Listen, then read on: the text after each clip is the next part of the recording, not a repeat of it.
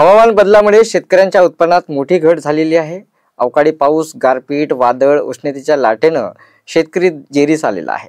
त्यामुळे हवामान बदलानुसार शेती पद्धती स्वीकारण्याचा उपदेश केंद्र सरकार करत आहे। दुसरीकडे शेतमालाला किफायतशीर भाव मिळत नाही, त्यामुळे शेतकऱ्यांची आर्थिक कोंडी होते। अस्मानी सुलतानी संकटाला एकाच वेळी तोंड देताना शेतकरी कसा बसा तग धरून असतो। आता याच अस्मानी संकटाला झुंज देत स्मार्ट सिटी करण्यासाठी केंद्र सरकारने एक मिशन आखलं आहे। त्याचं नाव आहे मिशन मोसम। नमस्कार, मी देवनाथ आणि आपण बघत आहात शंखनाद कृषी समृद्धी। आजच्या भागामध्ये आपण मिशन मोसम नेमकं काय आहे हे जाणून घेणार आहोत। केंद्रीय मंत्रिमंडळाने 11 सप्टेंबर 2024 रोजी पुढील 2 वर्षासाठी मिशन मोसम साठी 2000 कोटी रुपयांच्या आर्थिक तरतूद केलेली आहे। या मिशनचा उद्देश इतकाच आहे, हवामान बदलाचे अवलोकन करणं, काम करणारे मॉडेल्स निर्माण करून त्यातून अधिक अचूक अंदाज मिळवणं हा एक उद्देश आहे।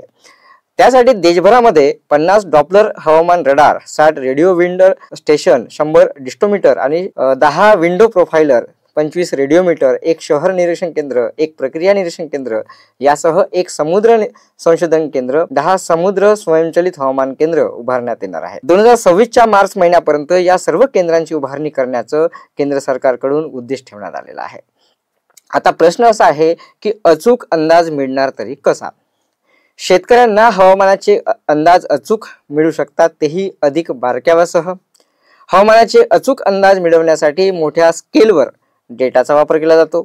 त्यासाठी संख्यात्मक मॉडेल आणि डेटाचं वर्गीकरण करण्यासाठी आर्टिफिशियल इंटेलिजन्स तसेच मशीन लर्निंगचा वापर करण्याचं केंद्र सरकारचा उद्देश आहे। अर्थात त्यासाठी केंद्र सरकारकडून करण्यात आलेली तरतूद मात्र तुटपुंजी आहे असे जाणकार सांगतात। भारतातील भौगोलिक वैविध्य आणि मान्सूनचा प्रभाव या कारणामुळे अचूक हवामान अंदाज शेतकऱ्यांसाठी महत्त्वाचा ठरतो। शेतकऱ्यांना अचूक हवामान अंदाज जर मिळाला तर त्यातून शेतीच्या कामाचं जो नियोजन करण्याचं असतं ते व्यवस्थित होऊ शकते। एक प्रकारे शेतकऱ्यांची जी रिस्क आहे ती कमी होऊ शकते, कारण पिकांना हवामान बदलाचा मोठा फटका बसत असतो। यातून शेतकऱ्यांचं उत्पादन घटू लागतं।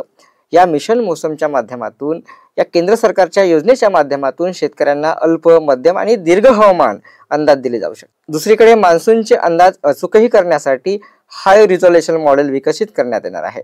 देशातील संपूर्ण शेती ही मान्सूनवर अवलंबून आहे, पण आज या मान्सूनचे अचूक अंदाज बांधता येत नाही। त्यामुळे होतं काय की चुकीच्या हवामान अंदाजामुळे पीक लागवडीपासून तर काढणीपर्यंतच्या सर्व स्तरावरच्या ज्या जोखीम आहेत त्यांचा फटका शेतकऱ्यांना बसतो।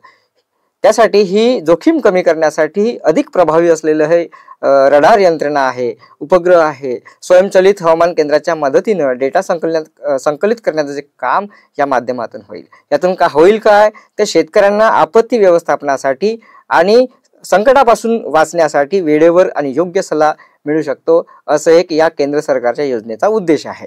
केंद्रीय पृथ्वी विज्ञान मंत्रालयाच्या आकडेवारीनुसार सध्या देशभरामध्ये 37 ठिकाणी रिअल टाइम मॉनिटरिंग करणारे डॉपलर वेदर रडार आहेत। तर मौसम मोबाईल ॲपच्या माध्यमातून या देशभरामध्ये 450 शहरांसाठी हवामान अंदाज प्रसारित केला जातो। तसेच शहरी भागातील पुराचा अंदाज, चक्रीवादळ यांच्या पूर्वसूचना दिल्यामुळे आपत्ती व्यवस्थापनामध्ये गती येऊ शकते। वास्तवात मात्र ग्रामीण भागातली परिस्थिती अत्यंत वेगळी आहे, कारण हवामान, पाऊस, अवकाळी पाऊस, गारपीट, वादळ वारे यासारख्या आपत्ती सर्वाधिक फटका मोठ्या प्रमाणात असतो। त्यावरही या मिशन मोसमच्या माध्यमातून लक्ष केंद्रित करण्याची गरज आहे, जेणेकरून शेतकऱ्यांची जोखीम कमी करता येईल। आपल्याला हा व्हिडिओ कसा वाटला तुम्ही नक्की कमेंट बॉक्समध्ये कळवा आणि यासह विविध शेती उपयोगी माहितीसाठी, शेतकऱ्यांच्या यशोगाथा ऐकण्यासाठी शंखनाद कृषी समृद्धी या चॅनलला सबस्क्राईब करायला विसरू नका। धन्यवाद। पुन्हा भेटूया एका नवीन विषयासह।